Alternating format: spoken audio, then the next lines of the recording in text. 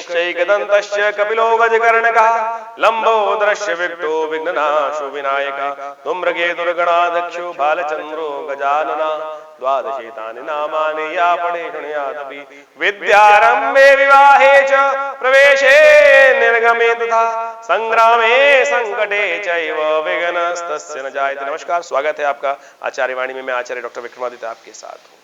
मिथुन राशि वालों के लिए कैसा रहेगा ये समय, जो अगस्त का ये भाग चल रहा है, अंतिम भाग, इसमें ग्रहों की गणना क्या कुछ करने जा रही है आपके लिए। देखिए मिथुन राशि वालों, आपके ग्रह के स्वामी, आपकी राशि के स्वामी जो हैं, आपके लग्न के स्वामी जो हैं, ये जो राशिफल उपस्थित करते हैं राशि के हिसाब से भी होता है और लग्न के हिसाब से भी होता है।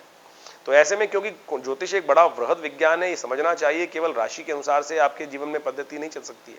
बहुत चीज समझनी चाहिए जन्मपत्री को देखते हुए कि कौन सी राशि आपके लिए कार्य कर रही है, लग्न राशि या जन्म राशि या सूर्य राशि। ये सब चीजों को निष्कर्ष करने के बाद ही समझा जाता है कि कहां से आपका प्रेडिक्शन किस प्रकार से बने, कौन सी कुंडली वशीभूत हो रही है आपके ऊपर, कौन सी कुंडली का प्रभाव उत्पन्न हो रहा है। तो इस बात को समझते हुए कार्य करना चाहिए। तो आपकी चाहे लग्न मिथुन है, चाहे राशि मिथुन है, तो इन सब के लिए ये कार्य जो ज्योतिष प्रेडिक्शन कर रहे हैं वो आपके लिए हो सकता है। आप समझ लीजिए, बुध आपके राशि के स्वामी हैं और बुध राशि अगस्त के अंतिम भाग में वक्री होंगे, पहले फिर सूर्य की तरफ भागेंगे, सूर्य उनकी तरफ आएंगे, वो सूर्य की तरफ जाएंगे। जब 12 अंश के अंतर रह जाएगा तो वो अस्त भी हो जाएंगे, तो इसी दौरान वो अस्त भी होने वाले हैं। तो आप समझें, आपके सुख के भाव के स्वामी हैं, आपके लग्न के स्वामी हैं बुध, और जो चल रहे हैं वो आपके पराक्रम के भाव में चल रहे हैं, आपके पार्टनर के भाव में चल रहे हैं, आपके भाइयों के भाव में चल रहे हैं। ऐसे में बुध का अस्त हो जाना, बुध का क्षीण हो जाना बड़ा महत्वपूर्ण रहेगा आपके लिए। बहुत सोच समझकर आपको कार्य करने की आवश्यकता है। क्या कुछ प्रभाव उत्पन्न करेंगे वो सब आपको समझ लेना चाहिए। सिलसिलेवार समझ लीजिए कैसे उपाय करने हैं। सकल पदार्थ हैं जग माही, कर्महीन पुरुष पावत नाही। तो कर्म करके ही आप इन सब अशुभ प्रभावों को ठीक करने के रास्ते बन सकते हैं। तो आपको कर्म किस दिशा में करना है, क्या ग्रह आपके खेल रचने वाले हैं, वो आपको समझ लेना चाहिए। 21 अगस्त की पहले बात कर लेते हैं। सोमवार का अवसर है और पंचमी तिथि विद्यमान है। तुला में विशेष तौर पर चंद्रमा जाएंगे शाम को, सुबह सुबह कन्या राशि में रहेंगे। तो ऐसे में ग्रहों की गणना आपके लिए दिखाती है कि ये आपके लिए समय अनुकूल रहेगा। समय अनुकूल है, इसका लाभ आपको लेने का प्रयास करना चाहिए। ग्रहों गणना को देखते हुए आपके लिए आपको लाभ की स्थिति प्रशस्त हो सकती है। कन्या में मंगल के साथ चलते हुए आपकी हिम्मत, बाहुबल से बहुत सारे कार्य आप संपन्न कर सकते हैं। नए लोगों से संपर्क साधें, अच्छे लोगों से मिलें, बड़े लोगों से मिलें। छोटे लोग, छोटी बातें आपको परेशान कर सकती हैं, वो आपको नुकसान दे सकती हैं। जो ब्रॉड माइंडेड बड़े व्यक्ति हैं उनके साथ संपर्क साधने से आपको लाभ प्राप्त होने के योग दिखाई दे रहे हैं। तो इसका लाभ आपको लेने का प्रयास करना चाहिए। इस दिन नागपंचमी भी है और साथ साथ सावन का तीसरा सोमवार है। बड़ा सुंदर तिथि है। नागपंचमी का अर्थ भी समझ लीजिए, और साथ साथ चतुर्थ सोमवार जो है, तीसरा सोमवार जो है, वो तो वैसे ही बहुत सुंदर है। सावन के अंदर का सोमवार भगवान की स्तवन करने की बड़ी सुंदर तिथि होती। कहा जाता है जिसपे मनसा वाचा कर्मा तीनों रूप से भगवान के समर्पित करके थोड़ी देर भी यदि मन लग जाए ना, तो क्या होता है, बड़े सुंदर तरीके से। इसलिए भारतीय संस्कृति में मूर्ति पूजा के अंदर सनातन पद्धति के अनुसार से कर्मकांड के सिद्धांत को विकसित किया गया है। ये सारे क्रियाकलाप जितने भी हैं, मन को एकाग्र करने के लिए, भगवान को स्नान कराना, भगवान को वस्त्र पहनाना, भगवान पर पुष्प अर्पित करना, भगवान की आरती करना, विभिन्न रूप से भगवान का पूजन करना, चाहे वो भस्म के द्वारा भगवान का स्नान कराना, दूध के द्वारा भगवान का स्नान कराना। क्या होता है, मन से व्यक्ति उसके साथ संलिप्त हो जाता है, और जब उसके साथ लग जाता है तो वो काल, यानी जैसे बच्चे को, हम छोटे बच्चे को अपने स्नान कराते हैं तो बड़ा प्रेम उमड़ता है, उसी प्रकार से भक्ति का भाव समर्पण होता है। तो यही सनातन की बड़ी सुंदरता है कि इसमें भक्ति रस जब है, कर्म का रस जो है वो जोड़ा जाता है। तो आप समझें, तो ये कर्म बड़े सुंदर तरीके से हमने आश्रम पे करने का व्यवस्था बनाई है। सावन के इस तीसरे सोमवार पर बड़ा विशाल रुद्राभिषेक रखा है। शाम में दूध के द्वारा, दही के द्वारा, शहद के द्वारा, जल के द्वारा, गंगा जल के द्वारा, भस्म के द्वारा, इच्छु रस के द्वारा, विजय के यानी भंग के द्वारा, ये सब तरीके से जितनी भी सामग्री उपस्थित हो सकती है हमारी सामर्थ्य से, उन सब की व्यवस्था करके रुद्राष्टाध्यायी का पाठ करते हुए भगवान का ये सुंदर अभिषेक चल रहा है। आप भी इसमें सम्मिलित हों। आइए इस सुंदर तिथि पर पुण्य जागेंगे, भगवान की कृपा से कल्याण के मार्ग प्रशस्त होंगे।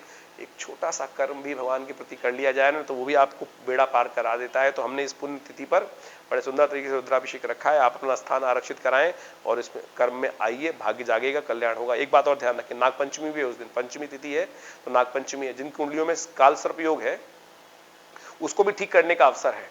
आमतौर पर भ्रांति हो गई है कि काल सर्प योग कुंडली में होता नहीं है, लोग कई बार फंस जाते हैं कि काल सर्प योग है। तो पहले सबसे पहले तो ये चेक कराएं कि काल सर्प योग है कि नहीं है, और जब हो तो उसको निवृत्ति के लिए कहीं लोग फंस जाते हैं कि भैया हम तो वहां जाके एक बार पिंड छुड़ाया है। अरे पिंड छुड़ने से कुछ नहीं होने वाला, फिर भी कष्ट क्यों है जीवन में। जैसे कुंडली में कोई योग है कि मुद्रम योग है तो है जीवन पर्यंत है, गज केसरी योग है तो है जीवन पर्यंत है, मांगलिक है तो जीवन पर्यंत है। ये थोड़ी है कि कभी हट गया कभी बच गया। फिर कष्ट क्यों आ रहे हैं जीवन में? अगर काल सर्प योग का निवृत्त हो चुका तो फिर जो उसके दोष हैं वो कैसे हो रहे हैं अब विशेष तौर पे, तो उन सबको भाव समझना चाहिए। हमने कई बार देखा है और हमने इसकी विधि निकाली है। तो इस नाग पंचमी के दिन काल सर्प योग को शांत करने के लिए शिव की उपासना सबसे श्रेष्ठ है। शिव के वामदेव स्वरूप का पूजन करते हुए, उनके मंत्र का जप करते हुए यदि ये कार्य कर लिया जाए तो कैसा भी काल सर्प योग शांत हो जाता है। और फिर 11 महीने तक काल सर्प योग शांति यंत्र को घर में स्थापना करें, फिर अगले सावन में फिर दोबारा पंचमी पे इसको पूजन करा के स्थापित कर लें, तब तो उपाय हुआ। तो आप भी अगर कुंडली में है तो उसको चेक करवा कर फिर उसका उपाय करें, कल्याण का मार्ग प्रशस्त होगा। तो हमारा तो यही सुझाव है। बाकी आप जो करना चाहें आप करेंगे तो कल्याण का मार्ग प्रशस्त होगा। तो इसके लिए ग्रहों की गणना क्या आती है वो हमने आपको बताई। 22 तारीख की यदि हम बात करें तो उस दिन मंगलवार का अवसर है, षष्ठी तिथि विद्यमान है और उस दिन ग्रहों का योगायोग आपके लिए ओवरऑल तो ठीक ही बना हुआ है, लेकिन वाणी का दोष लग सकता है, बुद्धि थोड़ी सी कुंठित हो सकती है। इस बात का ध्यान रखें। आपकी बुद्धि को यदि आप ठीक रूप से कर लेंगे तो बहुत बढ़िया से कल्याण का मार्ग प्रशस्त कर सकते हैं। बुद्धि को ठीक करने के लिए क्या किया जाए? देखिए उस दिन कल की भगवान की जयंती भी है, उस दिन भगवान विष्णु की उपासना करने का नियम है। तो कोशिश ये करें भगवान विष्णु को आप अपने बुद्धि वाले ठीक करने के लिए तुलसी दल अर्पित करें। भगवान का चरणामृत, तुलसी वाला चरणामृत है वो ग्रहण करें। देखिए कल्याण के योग बनेंगे, ग्रह भी आपके अनुकूल हो जाएंगे। और एक काम कर सकते हैं आप मंगलवार का दिन है, यदि अशांति चल रही हो घर में तो भगवान के हनुमान जी के मंदिर में जाकर उनको जलेबी का भोग लगाइए, कष्ट दूर होंगे। 23 तारीख यदि गणना देखें तो उस दिन बुधवार का अवसर, सप्तमी तिथि है और शीतला सप्तमी के रूप में ग्रह दिखाई दे रहे हैं। देखिए आपकी राशि के अनुसार से समय आपके अनुकूल चल रहा है। थोड़ा सा आपको अपने आप को ऑर्गेनाइज करने की जरूरत है। कन्या पूजन, छोटी कन्याओं के निमित्त थोड़ा पूजन करने का प्रयास करें। छोटी कन्याएं, गरीब लोग जहाँ पर रहते हों, जो जरूरतमंद लोग हों, उनके निमित्त थोड़ा सा हलवा, थोड़ा सा खीर, थोड़े वस्त्र इत्यादि अर्पित करने का प्रयास करें। कन्या पूजन करें, आशीर्वाद मिलेगा। शुक्र आपका जो योग बना रहा है, वक्र की स्थिति में बैठा हुआ है, वो आपके लिए कल्याण का मार्ग प्रशस्त कर सकता है। इस छोटे से उपाय को करने का प्रयास करें। शीतला माता के, भगवती दुर्गा के मंदिर में जाकर झाड़ू का दान करना भी ये बड़ा श्रेष्ठ उपाय है। इसके द्वारा ग्रहों का और लाभ, आपका समय अनुकूल है, इसका लाभ आप ले सकते हैं। इस वक्त शनि महाराज आपके भाग्य में चल रहे हैं, वक्र स्थिति में है, थोड़ा सा भाग्य इनडायरेक्ट वे में हेल्प करने के तैयार है। तो ये उपाय करिए, कल्याण का योग बनेगा, इससे आपके ग्रह प्रशस्त होंगे।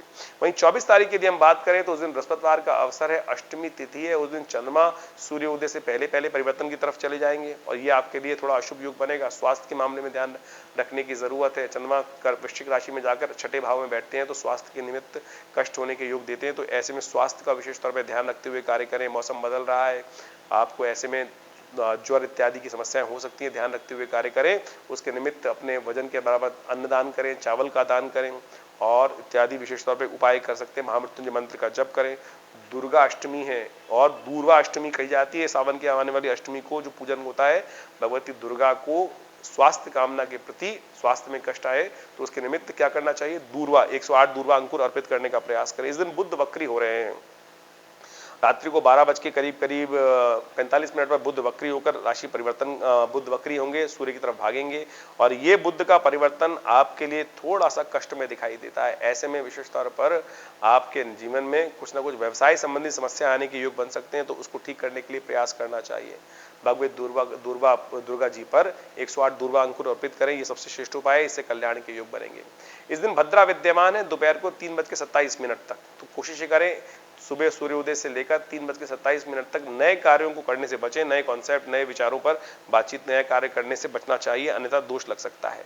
25 तारीख की गणना देखें तो उस दिन शुक्रवार का अवसर, नौमी तिथि, उस दिन गंडमूल नक्षत्र विद्यमान रहेगा। 25 और 26 तारीख को 2 दिन गंडमूल नक्षत्र है। जो बच्चे जातक जन्म ले रहे हैं आपके परिवार में, घर में, तो उनकी मूल शांति अवश्य कराएगा, अन्यथा कष्ट होने के योग दिखाई देते हैं। ग्रह थोड़े से भारी चल रहे हैं, स्वास्थ्य का ध्यान रखें और अपने साथ काम करने वाले लोगों का ध्यान रखें। कोई भी कभी भी धोखा दे सकता है, इस बात का आपको ध्यान रखना चाहिए। धन के संबंध में ग्रहों की गणना दिखाती है कि खर्चे ज्यादा होने के योग दिखाई देते हैं, तो धन पर, जेब पर भी थोड़ी नजर बना के रखना चाहिए। धन कोष कहीं रिक्त ना हो, ऐसा ध्यान रखते हुए कार्य करने का प्रयास करना चाहिए। उपाय क्या किया जाए? ऐसे में सबसे श्रेष्ठ उपाय जो हमें दिखाई देता है वो है गौ सेवा। गौ के निमित्त हरी घास इत्यादि, ज्वार इत्यादि आप ये सब चीजें उनको खिला के आइए, गौ सेवा करें, कल्याण के योग बनेंगे। आश्रम पर, विवेकानंद योगाश्रम में हमने एक गौशाला का निर्माण भी कर रखा है। गौ के निमित्त जो आप दान पुण्य कर सकते हैं वो भी उसमें सहयोग लिया जाता है, आप उसके निमित्त कार्य कर सकते हैं। 26 तारीख के लिए ग्रहों की गणना विशेष तौर पर समझ लीजिए। शनिवार का अवसर है, उस दिन दशमी तिथि है और ग्रहों का परिवर्तन का योग बन रहा है और ये परिवर्तन आपके अनुकूल रहता दिखाई दे रहा है। धन आगमन की सूचना सुबह सुबह आपको प्राप्त हो सकती है, लाभ की सूचना आपको मिल सकती है। पूरे ग्रह आपके लिए आश्वस्तता दिखाई दे रहे हैं, लेकिन बुध जो है वो कष्ट दे सकता है। बुध वक्री हो गए हैं, ऐसे में आपके लोग जो दे रहे हैं वो कहीं ना कहीं धोखा दे सकते हैं, तो उन पर थोड़ा सा अंकुश टाइट करने की जरूरत है, उसके निमित्त उपाय करने की जरूरत है। शनिवार का अवसर है, ऐसे में क्या उपाय किया जाए वो भी हम आपको बता देते हैं। ऐसे में उपाय जो शनिवार के लिए सबसे श्रेष्ठ है, क्योंकि आपके शनि महाराज भाग्य में कहीं ना कहीं धोखा दे रहे हैं, बुध वहीं ग्रसित हैं और मंगल जो है वो भी षडाष्टक योग बना रहे हैं। तो एक काम करें, शनि को अनुकूल करें। ऐसे में सबसे श्रेष्ठ उपाय ये रहेगा कि गंगा जल में थोड़े तिल डालकर भगवान शंकर का अभिषेक करें, थोड़े से शमी के पत्ते लेकर भगवान शंकर पर अर्पित करें। ये सारे के सारे जो कष्ट आपके निवारण करने के योग बनाएंगे, इन सबको लाभ ले सकते हैं। वहीं 27 तारीख की ग्रह गणना देखें तो उस दिन रविवार का अवसर है, एकादशी तिथि है, पुत्रदा एकादशी के रूप में सावन की शुक्ल पक्ष की एकादशी मानी जाती है और उस दिन भद्रा भी विद्यमान है। देखिए, सुबह 10:55 से भद्रा रहेगी, रात के 9 बजे तक चलेगी भद्रा। तो ऐसे में नए कार्यों को करना बचना चाहिए। मुहूर्त भी है, सर्वार्थ सिद्ध योग कई लोग बता देंगे आपको, लेकिन सर्वार्थ सिद्ध योग के साथ साथ भद्रा विद्यमान है, तो ये मुहूर्त निस्तेज हो जाएगा। ऐसे में नया कार्य आरंभ करना, नई चीज लेना, नए कष्ट लेना, ये सब कहीं ना कहीं नुकसान देने वाले होंगे। तो इस बात का ध्यान रखते हुए बहुत सारी चीजें होती हैं। कोई लोग हैं, कई लोग मानते नहीं है इस बात को। एक हमारे मिलने वाले थे, कुछ ले ली, नई गाड़ी ली भद्रा काल के अंदर, और फिर वो गाड़ी, सही चलती हुई गाड़ी 2 साल बाद कहीं ना कहीं रुक गई और उसमें कष्ट होने के योग बने। तो इस बात का ध्यान रखते हुए कार्य करना चाहिए। आज नहीं कष्ट होगा, लंबे टाइम बाद भद्रा काल में जो कार्य किए जाते हैं कहीं ना कहीं कष्ट देने के योग बनाते हैं। तो इस बात का ध्यान रखते हुए कार्य करें तो अनुकूल रहेगा। समय अनुकूल करने का आपको प्रयास करना चाहिए। वहीं 28 तारीख यदि हम बात करें तो सोमवार का अवसर है, उस दिन द्वादशी तिथि है और साथ साथ सूर्य, उसके बाद ही त्रयोदशी का आगमन हो जाएगा, तो प्रदोष का योग बन जाएगा, सोम प्रदोष। इस संसार में जो मुहूर्त है ना, बड़ा शुभ होता है। मुहूर्त शुभ में यदि कार्य कर लिया जाए तो समस्त प्रकार के कष्टों का निवारण करने का योग बनता है। सोम प्रदोष मनोकामना सिद्धि के लिए बड़ा अद्भुत माना जाता है और सावन के महीने में सोम प्रदोष पढ़ना बड़ा ही शुभ माना जाता है। सावन तो हर बार आता है, सोमवार सावन में आएगा ही आएगा, 4 सोमवार तो पड़ेंगे सावन में, लेकिन सोम प्रदोष बड़े विरले होते हैं। मनोकामना सिद्धि का सोम प्रदोष सावन के महीने में ऐसा अकाट्य मुहूर्त है कि अपनी मनोकामना सिद्धि के लिए अपने जो कष्ट हैं, जो हमारे द्वारा अनचाहे कर्म हो गए हैं, जो पाप कर्म हो गए हैं, उनका ढेर जो हमारे जीवन में पड़ा रहता है, जो कष्ट को योग देता है, उसको कैसे समाप्त किया जाए। दोष को समाप्त करने का काल, दोष रहित काल, दोषों को समर्पित करने का भगवान शंकर आशीर्वाद देते हैं, तो दोष जो है वो जल जाते हैं, समाप्त हो जाते हैं उनके एक आशीर्वाद मात्र से। उनको समाप्त करने का ये तिथि मानी जाती है। तो सावन के महीने में बड़ा सुंदर योग पड़ रहा है और केवल 2 घड़ी के लिए योग बनता है। ये पुण्य जो पूरा दिन प्रदोष के माना जाता है, लेकिन 2 घड़ी के लिए 48 मिनट के लिए काल बनता है। इस बार सावन के सोमवार पर बड़ा सुंदर योग बन रहा है, शाम को सूर्यास्त के बाद से लेकर 48 मिनट। हमने विवेकानंद योगाश्रम में इस मुहूर्त के अवसर पर बड़ा सुंदर रुद्राभिषेक भगवान का रखा है। आप सब उसमें सम्मिलित हो सकते हैं, उसमें भाग ले सकते हैं। यदि दूर रहते हैं तो अपने नाम से ब्राह्मणों के द्वारा रुद्राभिषेक कर सकते हैं। भगवान के रुद्राष्टाध्यायी का, रुद्र यजुर्वेद संहिता का पाठ रहेगा। गणानान्त्वा गणपति गुंगवा महे प्रियाणान्त्वा, उससे लेकर पूरा शांति अध्याय तक सुंदर पाठ चलेगा। भगवान का अभिषेक होगा जल से, दूध से, दही से, शहद से, मट्ठे से, इच्छुरस से, भंग से, विभिन्न भस्म आरती रूप से, अनेक प्रकार से जितने भी हमारी सामर्थ्य हो सकती है उन सब के द्वारा भगवान के बड़े विशाल शिवलिंग पर, जो बड़े सुंदर तरीके से आचार्य श्री केशवदेव जी के महाराज के सानिध्य में रहकर प्रतिष्ठित किया गया था। और जैसा सौराष्ट्र का बड़ा विशाल शिवलिंग है भगवान शंकर का, उसी प्रकार से बड़ा विशाल शिवलिंग दिल्ली में विवेकानंद योगाश्रम में स्थित है। आइए उस यज्ञ में, रुद्रा अष्टाध्यायी के इस अभिषेकात्मक यज्ञ में आप सब भाग लें, कल्याण के अवसर बनेंगे। तो ऐसा अवसर बड़ा मुश्किल से मिलता है। फोन नंबर सामने स्क्रीन पर चल रहे हैं, आप अपना स्थान आरक्षित करने के लिए फोन पर संपर्क साध सकते हैं। देखिए, चंद्रमा ग्रहों की गणना देखें तो आपके लिए थोड़ी सी भारी दिखाई देती है, बंधन के योग दिखाई देते हैं। आप कहीं अपने मनो मस्तिष्क को थोड़ा बंधा बंधा महसूस कर सकते हैं। स्वतंत्रता चाहेंगे, लेकिन वो क्या होगा, कार्य का भार ऐसा होगा कि वो स्वतंत्रता परेशान कर सकती है। भाग्य उल्टी चाल चल रहा है, ऐसे में क्या उपाय किया जाए, बताया ना, भगवान शंकर का अभिषेक करिए, तिल से भगवान का अभिषेक करिए, कुशोदक से भगवान का अभिषेक कीजिए, सब कष्ट निवारण करने के योग बनेंगे। तो इस तिथि में सुंदर तरीके से लाभ ले सकते हैं। 29 तारीख यदि हम बात करें तो उस दिन मंगलवार का अवसर है, त्रयोदशी तिथि है, उदय तिथि के रूप में विद्यमान है। उसके बाद चतुर्दशी का आगमन हो जाएगा। इस दिन हयग्रीव जयंती है, भगवान विष्णु का पूजन, भगवान विष्णु के एक अवतार हुए हयग्रीव, उनकी जयंती है। कहा जाता है कि भगवान विष्णु का पूजन करने से असंभव कार्य में विजय प्राप्त हो जाती है। जीवन में यदि कष्ट चल रहा हो, मंगलवार का दिन है, अशांति चल रही हो, तो ऐसे में भगवान विष्णु का पूजन करें, तुलसी दल भगवान को अर्पित करें, कल्याण के योग बनेंगे। ऐसे में हर्षल भी परिवर्तन की तरफ जा रहा है, वक्री हो रहा है, बड़ा लंबी चाल चलने वाला ग्रह है। ऐसे में उस ग्रह का वक्री होना, मकर राशि में स्थित चंद्रमा के साथ होना, ये थोड़ा कष्टमय योग बनता है। तो ऐसे में इसकी ग्रह की शांति के लिए आपको गौ पूजन करना चाहिए, गौशाला में जाकर उसके निमित्त कुछ अर्पण करने का प्रयास करना चाहिए, आपके लिए शुभ रहेगा। वहीं 30 तारीख यदि हम बात करें तो उस दिन बुधवार का अवसर है, चतुर्दशी उदया तिथि है, लेकिन वो करीब करीब सुबह 10:58 तक रहेगी। उसके बाद पूर्णिमा का आगमन हो जाएगा। तो राखी का उत्सव उसी दिन प्रशस्त रहेगा मनाना, तो ये शुभ रहेगा। राखी उस दिन आप मनाएं, कल्याणकारी योग बनेंगे। उस दिन श्रावणी कर्म भी रहेगा और साथ साथ सत्यनारायण व्रत भी रहेगा। भद्रा भी विद्यमान है उस दिन, जो करीब करीब रहेगी 10:59 से आरंभ होकर रात्रि तक। लेकिन कई लोगों ने भ्रांति उत्पन्न कर दी है कि राखी भद्रा काल के बाद होनी चाहिए, क्योंकि 10:58 के बाद ही पूर्णिमा आ रही है। देखिए, ये उत्सव है, इसको उत्सव की तरह, उपाकर्म जो श्रावणी कर्म है उसके लिए भद्रा दिखी जाती है। राखी एक बंधन है, बांध अपने सत्संकल्प को आप बांधने का प्रयास करते हैं। आवश्यकता के अनुसार से ये परंपरा कैसे आरंभ हुई, कहा जाता है कि इंद्र जो थे वो युद्ध में हार रहे थे, इंद्र युद्ध में हार रहे थे और उन्होंने लगातार विजय नहीं मिल रही थी। तो ऐसे में इंद्राणी ने, सुचि ने अपना संकल्प लेकर भगवान का ध्यान कर कर अपने रक्षा, अपने साधना से उस रक्षा सूत्र को, विजय सूत्र को रावण इंद्र को बांध दिया और उसके प्रताप से उनको विजय प्राप्त हुई, यानी आवश्यकता के अनुसार। अब उसमें आप मुहूर्त का इंतजार करने बैठ जाए, ये तो बंधन है। भगवती लक्ष्मी जी ने इसी व्रत को कर कर भगवान विष्णु को छुड़ाया।